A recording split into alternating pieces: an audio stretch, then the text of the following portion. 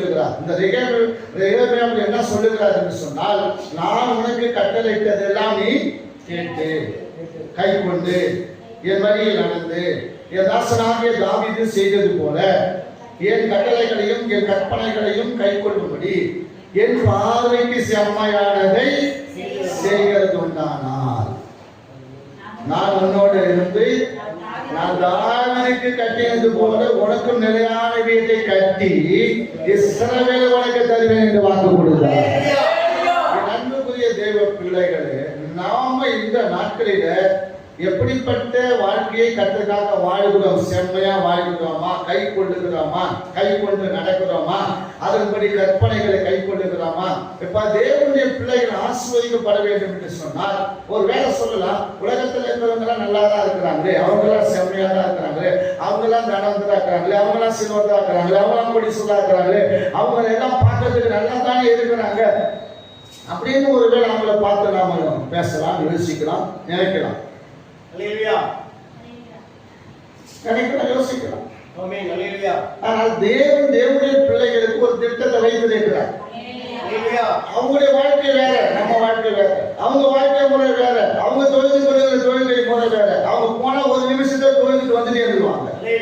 நான் 33 கோடி தேவர்களை கும்பிட்டு வந்தான். அதை சொல்லுவோமா?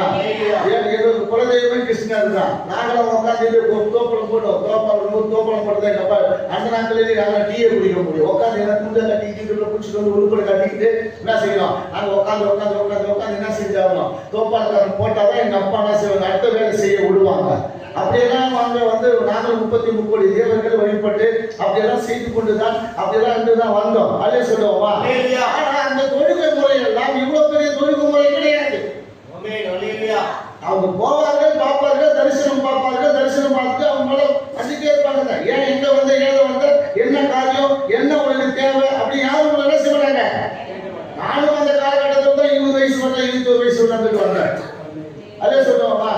கோயில் கோலம் போட்டு தோறுப்பு எல்லாத்தையும் கொட்டை போட்டு மொட்டையை போட்டு காய் வெட்டி கட்டி துண்டை போட்டு எல்லாத்தையும் என்ன செஞ்சோம், எல்லாத்தையும் போட்டோம். ஆனா போனாலும் நம்மளை யாரும் எங்கேருந்து வந்தா என்ன செய்ய மாட்டேங்கிறது, கேட்க மாட்டேங்கிறது. 1000 ரூபாய் இன்றைக்கு நிலவு 1000 ரூபாய் கஷ்டம் போட்டாங்க, அதுக்கு ஒரு தீவார்த்தனை, 500 ரூபாய் போட்டு அதுக்கு ஒரு தீவார்த்தனை, நீ ஒண்ணுமே போடலாங்க உள்ள விட மாட்டாங்க, 100 ரூபாய் போட்டு அதுக்கு ஒரு தீவார்த்தனை. அல்ல சொல்லுவோமா? இன்னைக்கு அப்படிப்பட்ட நிலை தான் இன்றைக்கு நாமளும் போய் என்ன செய்வோம், தெய்வத்தை நாம என்ன செய்வோம், வழிபட போகிறோம். அங்கே கூட என்ன இருக்கு, ஒரு பிசினஸ் இருக்கு, பிசினஸ் கூட கொடுத்தா அங்கே என்ன செய்கிறது, எல்லாம் எடுத்து சொல்றேன். நம்ம இடத்துல மட்டும் நான் ஓகே நான் சொல்ல வரல, நம்ம மட்டும் பெரிய என்னது பெரிய அப்படிப்பட்டவர்கள் அப்படின்னு நாம